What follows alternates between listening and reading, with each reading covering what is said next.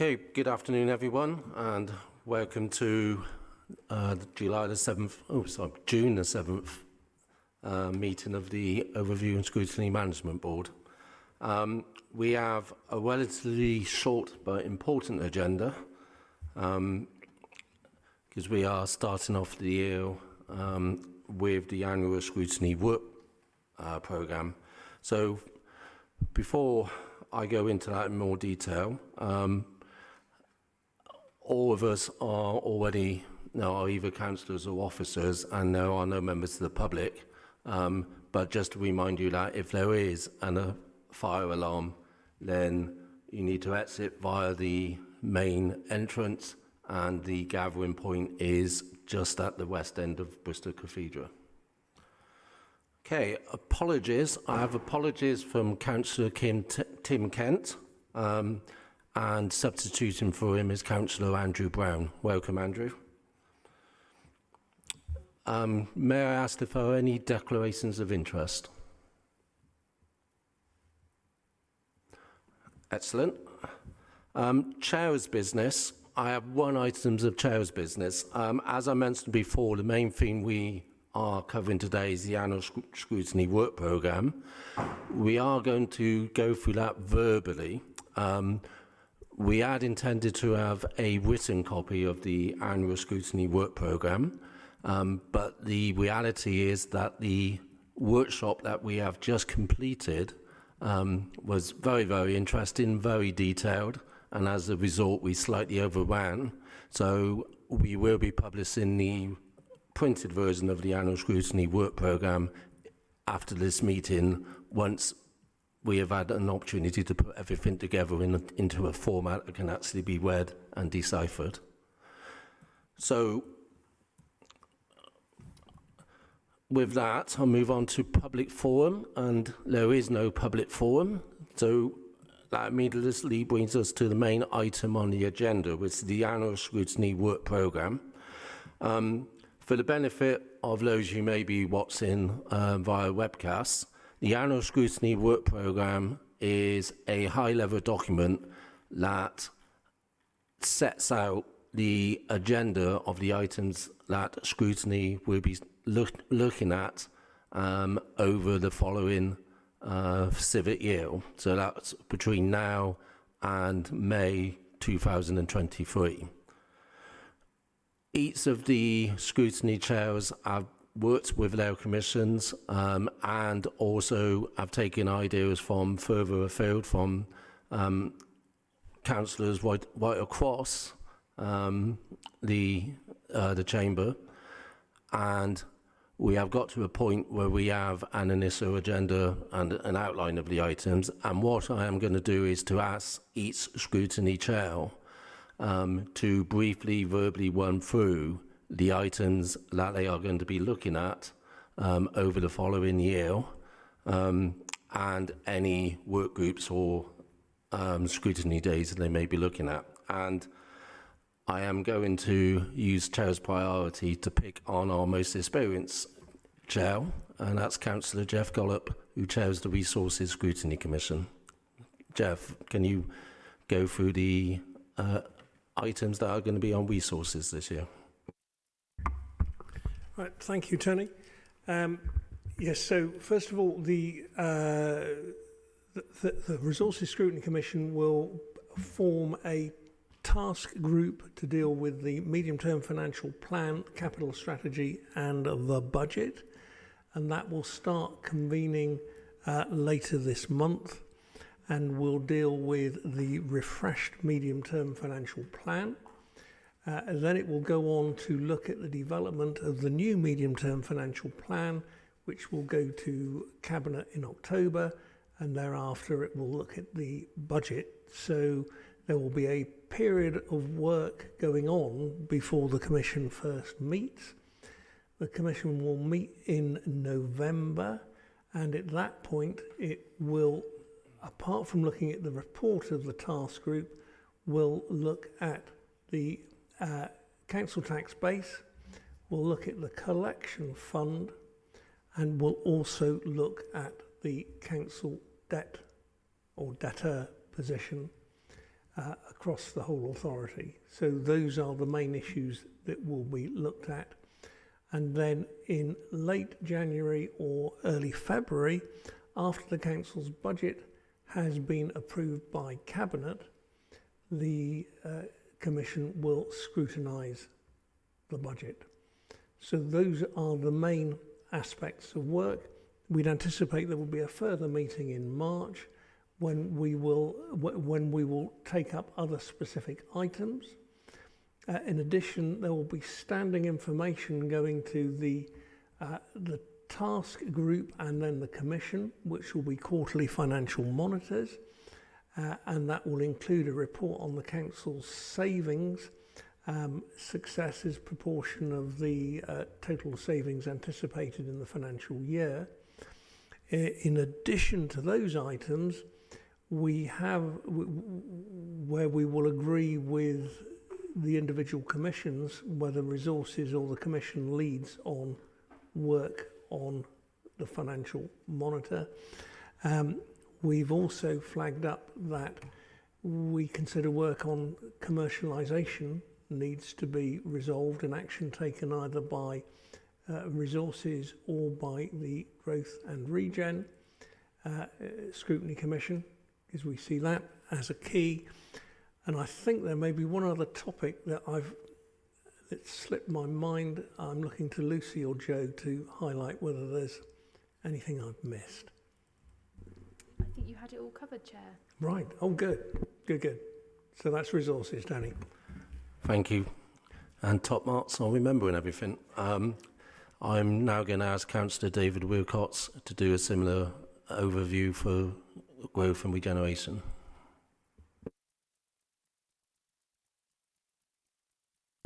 Thank you, Joe. I'm still waiting for the SharePoint file to actually load to talk about the specific dates and items, but I can give a general response. Oh, thank you. Thank you. Okay. Smash it. Not touchscreen. So we're planning, Growth and Regen is planning to have a meeting in September where we will discuss planning enforcement and the issues surrounding that. Also, we're going to be talking about Temple Quarter, which will cover both the Temple Meads redevelopment and all the surrounding infrastructure around that. We're also going to be discussing some emergency decisions about electricity supply procurement. Then our next meeting is going to be in January, where we're going to be talking about the active travel, walking and cycling strategy, basically the implementation of the WECA strategy and how Bristol City Council will work around that. We're also going to be looking at the culture review about how the council funds culture within the city, making sure that it's geographically dispersed around the city and also meets the wide diversity of the needs of the city. We're going to be looking at the housing delivery, particularly we focus on Project 1000 to make sure that we're meeting our affordable homes targets. And then also we're going to be looking at high streets recovery, making sure that the COVID-19 recovery plans are working properly. Then in March we have a meeting that will specifically look at the statutory item of the Bristol flood risk strategy that we have. Then we'll be looking at strategic transport with particular focus on the regional sustainable transport settlement that we're going to be spending in Bristol, and also the Brabazon Arena and how that fits into the strategic corridors, along with the zero emissions transport bid as well. And finally, we'll be looking at the Froome Gateway development that will be looking to be set up in St Jude's later soon. And then we'll also going to be having a work and task group about the local plan and how that's progressing, particularly in relation with the SDS. Thank you very much. Who's next? Thank you, David. I'm now going to ask Councillor Graham Morris to cover Health Subcommittee.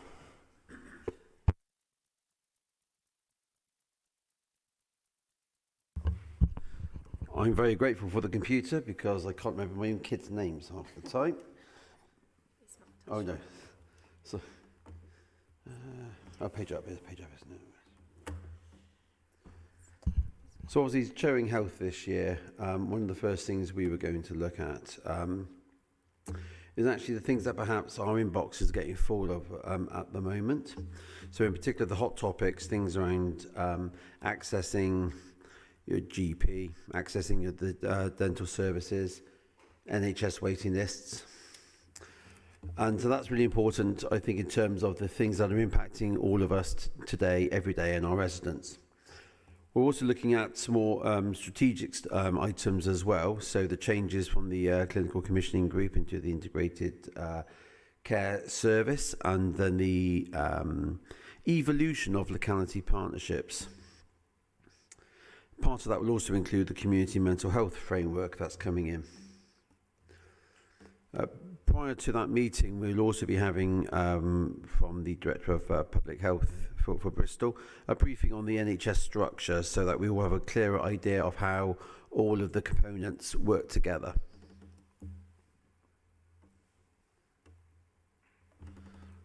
The dates are subject to change, but we do have a second meeting in November, which is going to be a deep dive into things like children's mental health and also the services for the adolescents.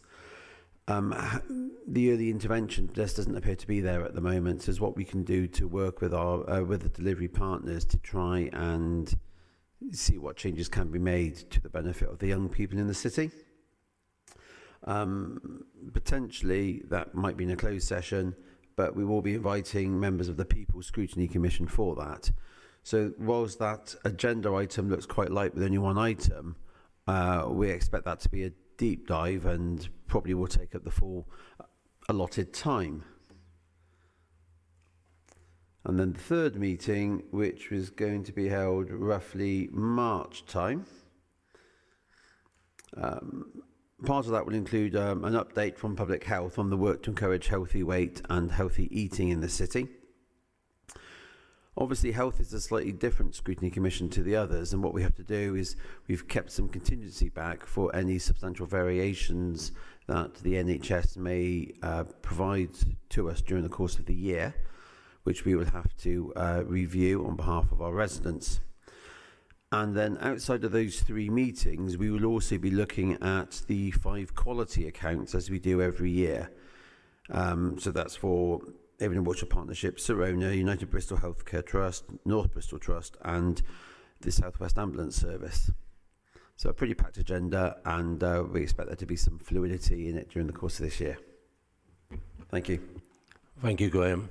I'm now going to ask Councillor Andrew Brown to go through the People Scrutiny agenda. Thank you, Chair. So the first meeting of People Scrutiny Commission will be in July, and the items that have been scheduled at the moment for that include Temple Quay and the Park, the new school developments, an update on them and the measures that will be in place in the interim before those schools come on stream. A report from the working group from last year on inclusive educational practice, and then the first of a series of briefings that, and discussions that will cover the topic of adult social care transformation. There's a number of items, sub-items, and within that scrutiny area that are going to be covered across the course of the Commission's meetings during the year. There will also be the Ombudsman report and a briefing on the national paper on children in care and the implications that will have on the delivery of council services. In November, currently scheduled in November, although this, the Health Commission, there might be a bit of fluidity on the scheduling of various items, but it's currently proposed to discuss the dedicated schools grant, potentially as a joint meeting with resources, safeguarding children and young people and adults, looking at the looking for further assurance on the council's processes for that. Family hubs, having scrutiny input into the early model design for that project. A report on the Sir Stephen, an update on the Sir Stephen Bubb report, an exploration of WECA's support for young people and adults with learning difficulties and how we get them, how we help people into work.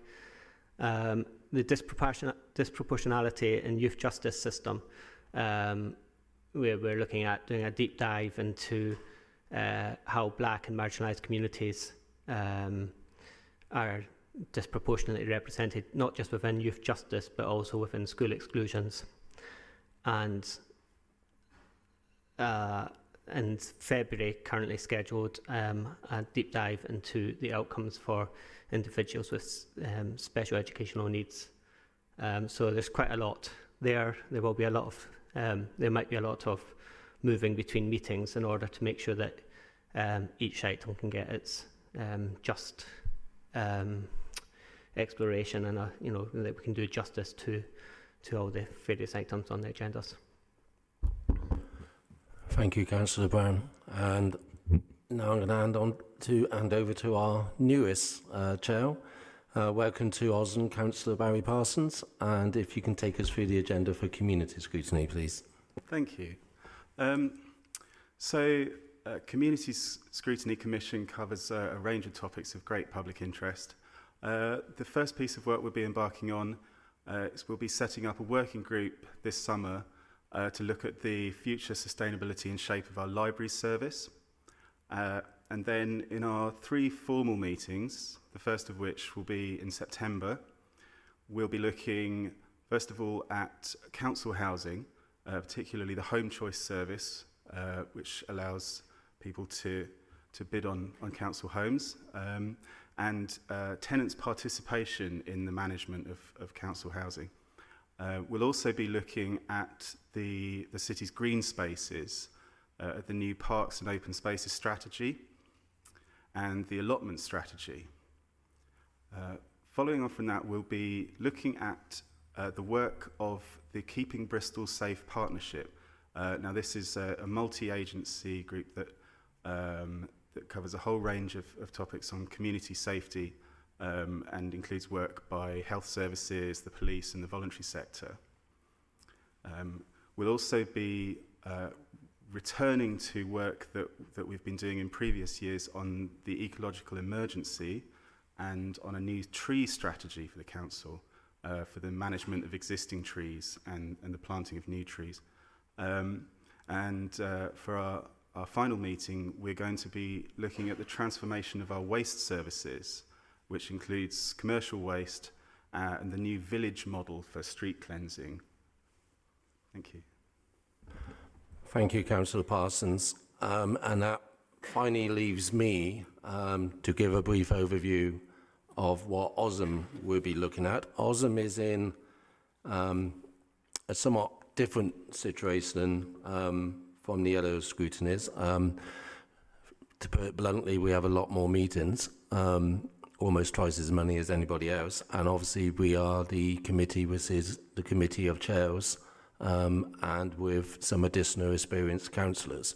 So I also want to quickly mention the contribution that has been made not just by the chairs of the various committees, but also by the other members, including Councillor Brenda Massey, Councillor Steve Pearce, and my Vice Chair, Councillor Mark Bradshaw. In terms of what OZIM is going to be looking at over the next year, we have one advantage in that this is our first meeting, so we got our first meeting out of the way already by creating the scrutiny work programme. We will be having another meeting relatively shortly, and in that meeting, which will be towards the end of this month, we'll be looking at the setting up of a climate change task group to look at how we tackle climate change and probably more particularly decarbonisation in order to get to carbon neutral. The other meetings there will be other items on that meeting, but what I'm not going to do at this stage is actually specify which meeting we're going to be looking at for each topic area, because we are probably in a more state of flux with that than the other commissions. But areas we will be looking at will include City Leap. We'll be looking at consultation and engagement strategy, equalities and inclusion strategy, not consultation and engagement strategy, my mistake. We'll be looking at companies' business plans. We'll be looking at gender ID and transition strategy, heat networks. We may, depending on what happens at audit, we may be looking at Bristol Beacon. As Councillor Gollop referred to earlier, we may be looking at commercialisation. That will be some of the items will be covered. We'll also be looking at a number of inquiry days and workshops. Already penciled in is on June the 20th, we'll be running a Liverpool Neighbourhoods Inquiry Day to look at proposals for Liverpool neighbourhoods and how they can be rolled out across the city. We'll be looking probably in November at a Flood Resilience Inquiry Day. And we'll also be looking at workshops, both looking at business planning for the corporate strategy, One City, and we may also need to look at the governance report that's come into full council at the end of this year. It's going to be a very packed agenda. There is a considerable number of items, as you can expect, looking forward that we need to look at. OZIM will also be looking at some general things to do with performance and risk. What we intend to do is, as soon as possible after this meeting, is to publish the agenda for all of the commissions, both OZIM and the other commissions you viewed from. And I hope that we will have a very constructive, very positive year of scrutiny, recognising that we are also going through some major changes as we move to a different governance system in the future. Regardless of the plans and the proposals for this, we still need to be aware that we have a job to do as OZIM and as members of the scrutiny process to continue to do our job in that area, as well as looking forward to what comes in the future. I'm going to open the floor if anybody wants to make any comments at all in general. Councillor Gollop. I didn't want to make a comment, but I did want to add the items that I knew I'd forgotten, which I've now got access to the spreadsheet. So this is as far as resources is concerned. In addition to what I described, there's a proposal for a procurement strategy working group. There's also a proposal for a member briefing to assess cost effectiveness of the council's public consultation and engagement process. There's also a proposal for a cross-party subgroup on how to make the 23-24 budget documentation more accessible, and also a recommendation for a member briefing on pension fund and the triennial review. Thank you, and well done for recovering that. Okay, if there is no other comments to be made, then I'm happy to say, after what's been quite a long day, or through a very productive day, I now call this meeting to a close. Thank you very much, everybody.